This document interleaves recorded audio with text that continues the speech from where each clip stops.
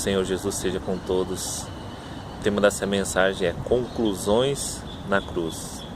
Eu quero compartilhar com você essas três personalidades. A primeira, o Senhor Jesus, no meio de dois ladrões condenados. E ele também, de certa forma, condenado, mas injustamente. A diferença é das três conclusões.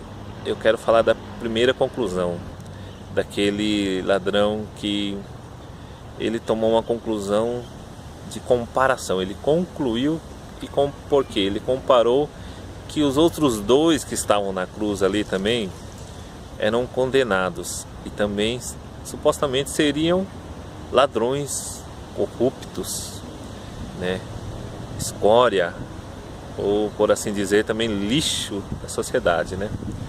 Só que ele fez uma comparação até certo ponto correta, porque quem era condenado à cruz era só os piores elementos da sociedade, aqueles que praticaram crimes que eram difíceis de ser cumprido a pena numa prisão, e por isso existia a cruz, para aqueles que eram apenados rigidamente, de uma forma para excluí-los da sociedade. E Jesus estava ali também. Então o primeiro erro daquele homem que estava ao lado de Jesus foi comparar não somente quem estava ao lado de Jesus, o outro ladrão, mas o Senhor Jesus, equipará-lo na condição que ele, pecador, estava. O maior erro da humanidade é equiparar Jesus a um homem comum, porque todos pecaram e carecem da glória de Deus. Mas o Senhor Jesus, ele não pecou. Nós pecamos, nós carecemos da glória de Deus, nós somos pecadores, nós precisamos da graça de Deus, nós merecemos a cruz, nós merecíamos a condenação eterna. Mas por que que ele comparou e ele equiparou de uma forma errada? Porque ele teve uma percepção equivocada da situação. E quando nós temos uma percepção equivocada, aí nós podemos analisar, decidir erradamente. Primeiro ele viu, depois ele decidiu, depois ele não percebeu, ele não pôde tomar uma decisão correta. Olha que interessante, a nossa vida é regida por decisões, por conclusões que tomamos no nosso pensamento, na nossa mentalidade. Então, que erro tremendo tomou aquele homem ao lado de Jesus. Ele estava ali diante do Salvador do mundo. De repente hoje você está tendo uma oportunidade única na sua vida, uma oportunidade que pode refletir para gerações, seus filhos, seus netos, seus bisnetos, porque Deus é um Deus misericordioso e Ele abençoa gerações. Deus não quer tratar apenas com você, Deus quer tratar seu futuro, a sua geração, a sua descendência. De repente você possa pensar melhor nas suas decisões.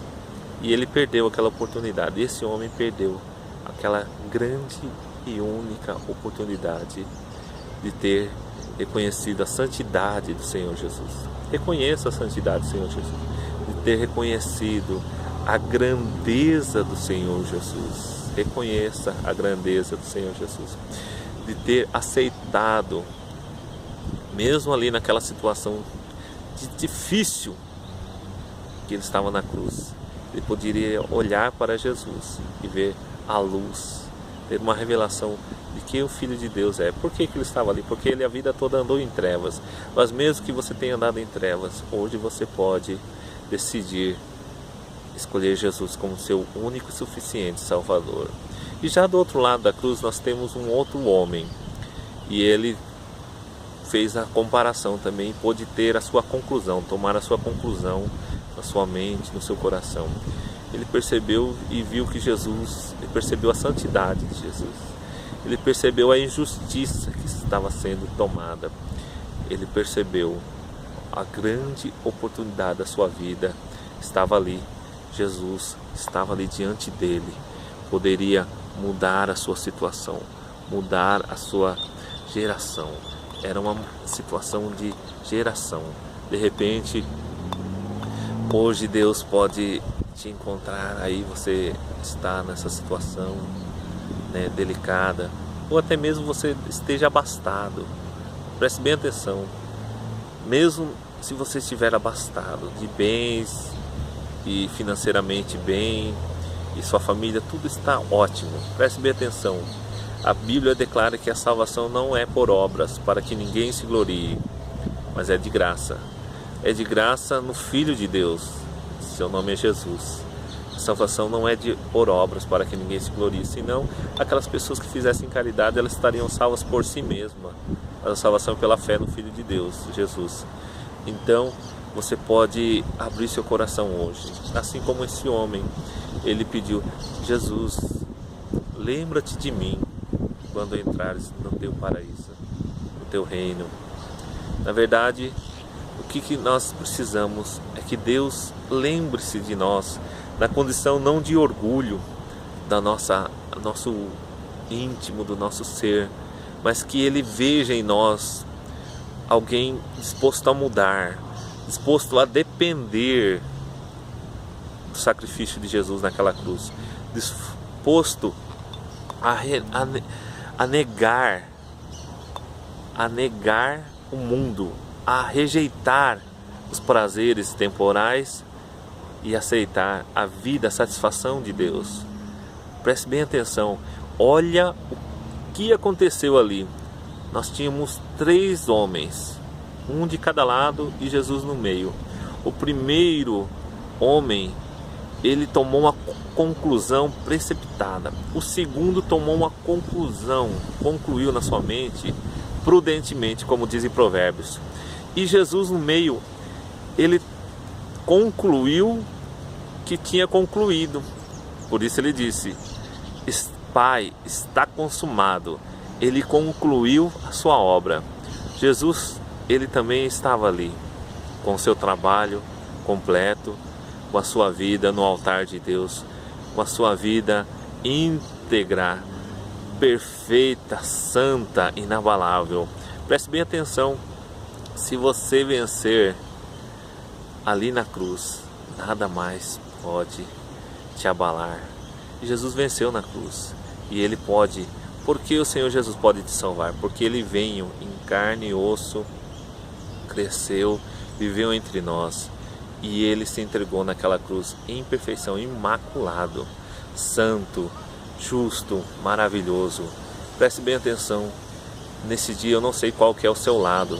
Se você está no lado do acusador, se você está no lado do que está quebrantado, se você está do lado da soberba, ou se você está do lado do que se humilhou, se você está do lado daquele que resistiu à graça de Deus, ou você está do lado daquele que se quebrantou, abriu seu coração. De repente Jesus esteja hoje de braços abertos nas duas direções. Você escolhe se você vai abraçá-lo, se você vai aceitá-lo, se você vai abrir seu coração. Preste bem atenção, as oportunidades elas passam. Hoje Deus quer te dar vida abundante, né? Alguém certa vez contou uma história que chegou e viu e deixou um cachorro, cachorro brabo, cuidando do seu neném enquanto ele ia fazer alguma coisa. E de repente ele volta, depois de 5, 10 minutos, a boca daquele animal está puro sangue. E antes, sangrando ali, dele perceber se a criança estava bem ou não, ele vai e toma uma decisão precipitada e sacrifica aquele animal, bate, espanca até matá-lo.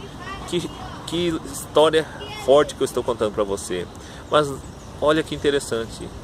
E ele foi mexer no pano ali que estava sanguentado e achou uma cobra, uma serpente venenosa, toda mordida e morta, pertinho do seu filho que aquele cachorro estava cuidando. Na verdade, quem ele achou que era vilão era quem salvou o seu filho. E depois dele tomar aquela decisão, conclusão errada, ter matado, sacrificado o salvador do seu filho naquele momento ali, né? ele pôde ver quão precipitado ele foi.